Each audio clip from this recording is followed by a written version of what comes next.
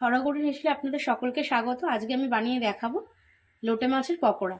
মাছটাকে তাহলে কিভাবে আমি ডিবোন করছি বা কাঁটাটা মাঝখান থেকে বের করছি, আগে আমি সেটা আপনাদেরকে শিখিয়ে দিচ্ছি।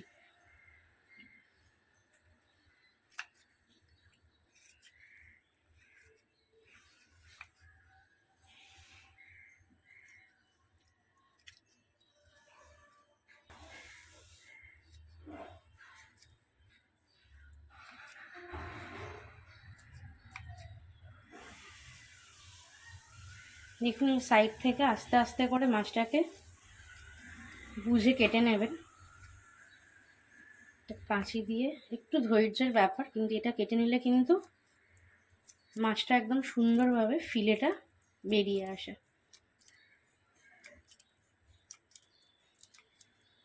দেখুন, এটা এইভাবে কেটে নেবে। এই যে শীটটা দেখা যাচ্ছে, একইভাবে আমরা এই সাইড থেকে ওইটাকে কেটে নেব। নিয়ে ঠিক মাথার এখানটা থেকে ছুরি দিয়ে একটুখানি চাপ দিলেই কাঁটাটা দেখুন এই যে দেখা যাচ্ছে। এবার আস্তে আস্তে আমরা এই কাঁটাটাকে সাইড দিয়ে মাছগুলো একটু বাদ দিয়ে দিয়ে এই কাঁটাটাকে এইভাবে কেটে নেব। দেখুন কাঁটাটা কত সুন্দর কিন্তু উঠে আসছে। এই মাছের শির কাঁটাটাই একটু মুখে লাগে।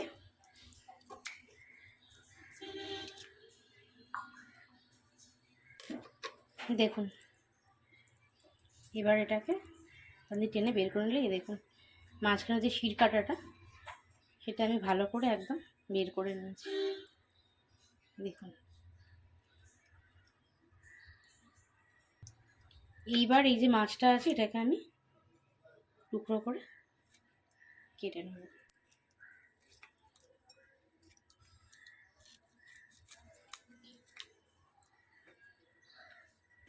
দেখুন, আমি এইভাবে মাছগুলোকে কিন্তু কেটে ফিলে করে নিয়েছিলাম।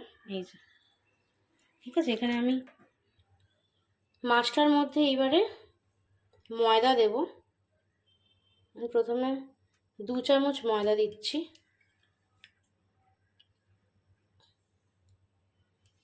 দেবো কর্নফ্লাওয়ার। কর্নফ্লাওয়ার 1 টেবিল স্পুন মতন দিচ্ছি আমি। এবার দেবো চালের গুঁড়ো। চালের গুঁড়ো আমি দিয়েছি। এবার আপনারা যদি মনে করেন যে কর্নফ্লাওয়ার দিয়ে করবেন, করতে পারেন। এটা দিলে একটু বেশি মুচমুচে হয়। চালের গুঁড়োর পরিমাণটা কিন্তু সবসময় একটু বেশি রাখবেন, এটাতে কিন্তু মচমচে ভাবটা আসে। এবার আমি একটু সামান্য খাবার সোডা দেব, অল্প। সামান্য গুঁড়ো লঙ্কা দেব।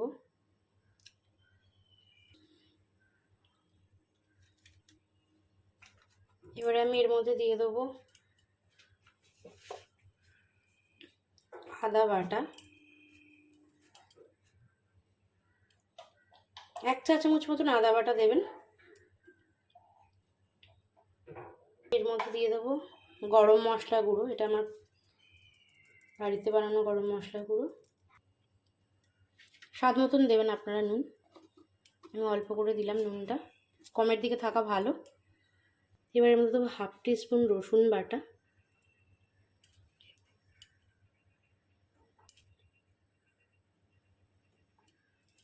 পাতিলেবুর রস। এবার এর মধ্যে আমি এই যে ধনে পাতা আর কাঁচা লঙ্কা কুচিয়ে রেখেছি সেটা আমি দিয়ে দেবো।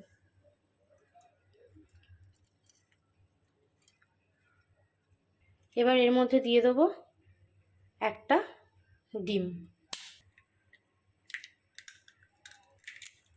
এটাকে আমরা ভালো করে মাছের সাথে ভালো করে মাছের গায়ে মাখিয়ে দেবো। দেখুন এখানে তেল গরম হয়ে গেছে। এবার একটা একটা করে এইভাবে মাছগুলো ছেড়ে দেবো।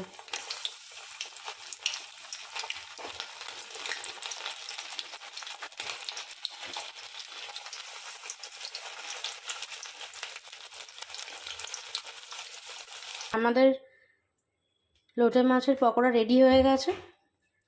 এটাকে আমি একটুখানি টমেটো সস আর ধনেপাতা আর একটু কাঁচা লঙ্কা দিয়ে গার্নিশ করেছি।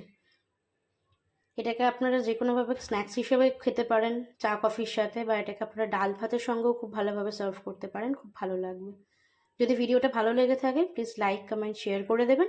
আর কী কী ভিডিও আপনারা দেখতে চাইছেন অবশ্যই জানাবেন। আজকের জন্য নমস্কার।